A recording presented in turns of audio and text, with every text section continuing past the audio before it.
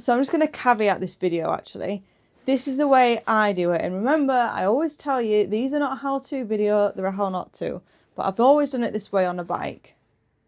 And they've always worked for me. And this is the way I was shown.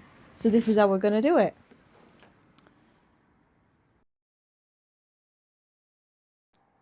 Hi guys, I'm ThatGirlBiker and I video my life on two wheels and bring you guys along for the chaos. So this is a part 2 out of a 3-part service of me servicing the S1000RR. So part 1 was the air filter, part 2 is going to be the coolant, and then part 3, which should be released tomorrow, is going to be the oil and oil filter. So super duper easy. If you're servicing a 2018 S1000RR or that generation, it's going to be perfect for you. If you're just nosy and want to see how I do it, then stick around, because changing a coolant on a bike is pretty similar on most bikes. So even if you've not got an S1000RR, it might be a little bit educational. We're going to have some bumps along the way, but that's normal for me. So if you're new here, hit that subscribe. If you've been here before, thank you for watching. Let's get into it. Fun. So apparently this is the drain bolt, which is weird, like normally it's at the bottom, but we're gonna go with it. So I'm gonna have to take my, well, you don't have to take the cover off, but I'd rather take my cover off so the coolant doesn't fly everywhere. We are gonna have a bit of coolant loss here, but it shouldn't be anything major really.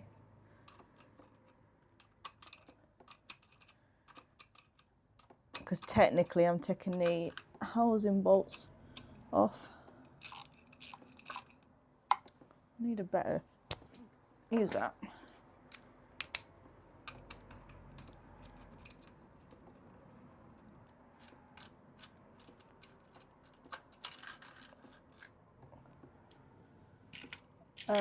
See what I mean? It'll just help the coolant just to run down a little bit better. So apparently it's that.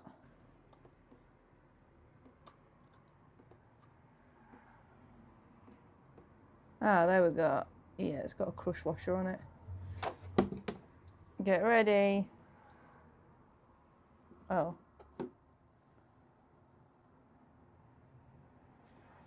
That's because we need to undo the radiator cap, but it's going to fire. I would have liked to have not undone the radiator cap to start with. Like that. Ah!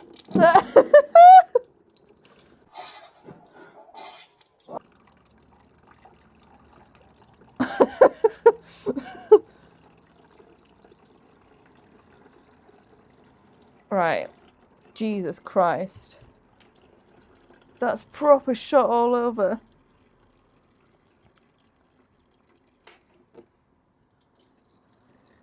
Right, can we sit you down? Yes. And then if we use this bucket to catch the main flow. That went everywhere. Is it me doing bike maintenance if fluid doesn't flick everywhere?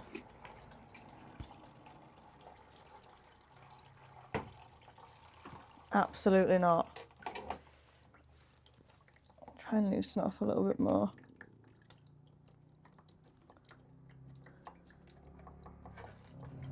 That's the cap fully off.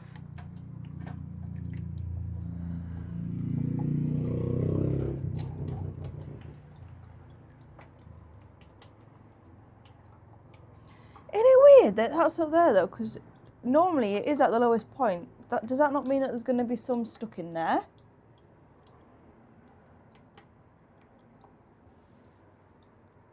I feel like there's going to be fluid stuck in there.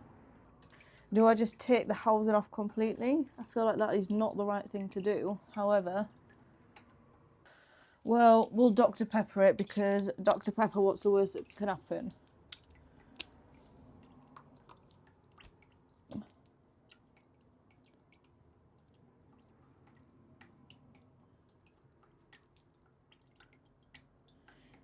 If we don't take it off completely and we just loosen it.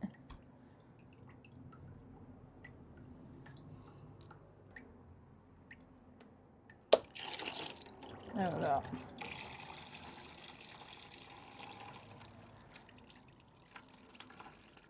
That's a bit better.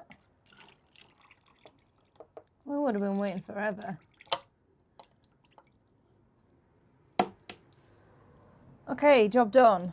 So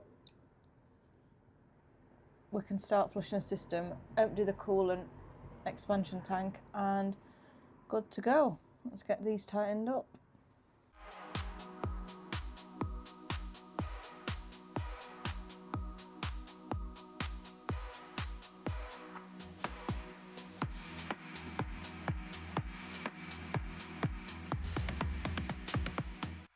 So drain bolt is back in. So you can't quite see what I'm doing. I've just undone these two bolts just to get a better angle on this. So they use, I don't know the specific name, they have a couple of names, but it's like a stepless ear clamp, stepless clamp. And they're meant to be like a tamper-proof single use clamp. So to get it off, you're supposed to just cut it off. And then obviously replace it. So it has got super duper chilly in here, so I have my tent on. So expansion tank drain, everything drained. So we're going to get some distilled water for the flushing of the system. I'm going to fill it up at the radiator. It'll take more than you probably think. So what I'll do is I'll fill it to the brim, to the top of the cap, and then give it a wobble, give it a shake, knock some of the air bubbles out of it. Keep topping it up. Another way that you can do that is by squeezing a hose, and that'll just sort of force any air bubbles upwards. Just keep doing that until you get it to sort of a steady level. You don't want it to drop down because it's just going to draw more air in. And then after topping up, checking it, topping up, doing all the bits and pieces, you can then start your bike. So what we'll do is we'll start it, let the water run through it, and then we'll come back when it's cooled a little bit and we'll drain it out. Easy.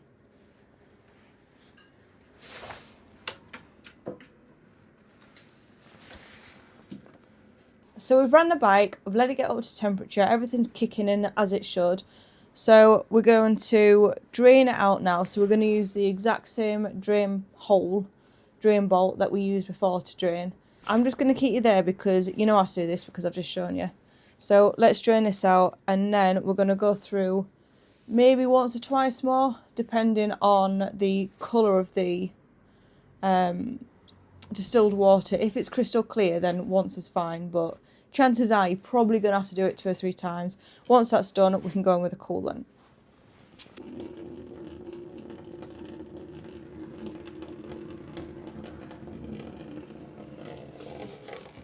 So that's the first lot drained. We're just going to run through with another one. It wasn't actually that bad. And then we'll start the bike, rinse and repeat. So exactly what I've just done, I'm going to do again.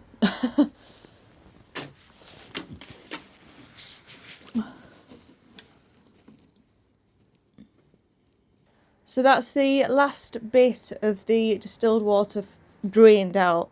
It is running completely clear. There's no remnants of that bright blue colour that was there before. So now it's time for the coolant.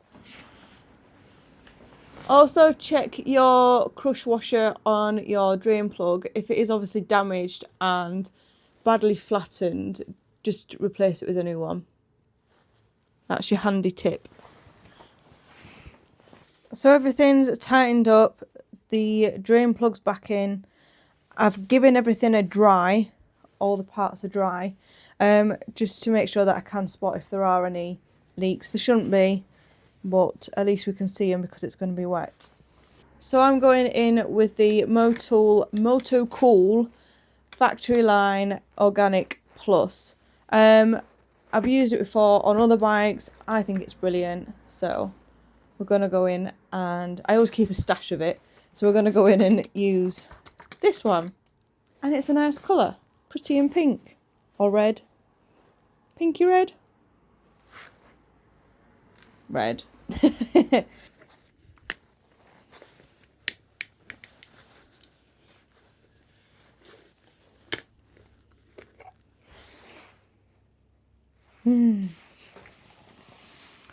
So straight into the radiator.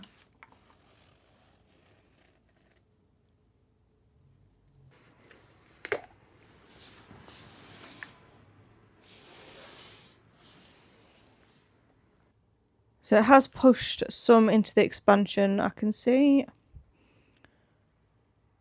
So what we're going to do, like what we did with the flushing, give the bike a wobble, squeeze the hoses, top it up.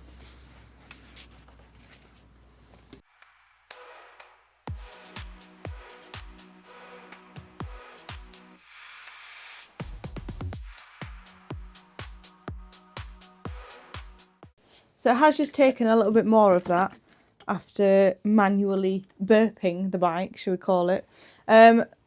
So radiator is full, expansion tank is just below the full line. We're going to run the bike, get it to temperature, and we'll see where we're at. Should be good, should be fine. Should push the air out, but we will see. I'm going to leave the radiator cap off.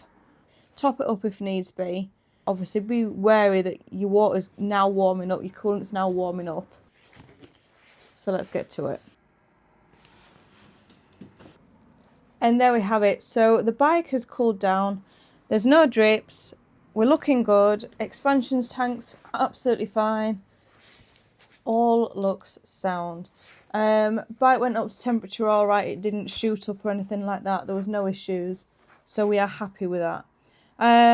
So that is part 2 of my 3-part series as requested by some of you for the S1000RR service thingy, if that makes sense.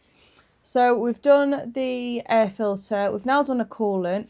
We're letting the bike cool, or it should be relatively cool, and then we can hop on to the next video and watch part 3, which is going to be the changing the oil and the oil filter, which I know is going to be an absolute bloody nightmare with this bike because the oil filters are in such a weird place. It's not in a weird place, it's just an awkward place. But it's best to do it when your oil's slightly warm, as it will run runnier. It's less viscous. Is that the term? It's less viscous. So it will drain a little bit easier. And if you're doing it in winter, like me, you need a bit of heat. So thank you for watching. Don't forget to hit that subscribe. And I shall see you tomorrow for the oil video. Does that sound like a plan? That sounds like a plan. I'm cold. I'm going to go and get a nice cup of coffee. See you on the other side. Bye.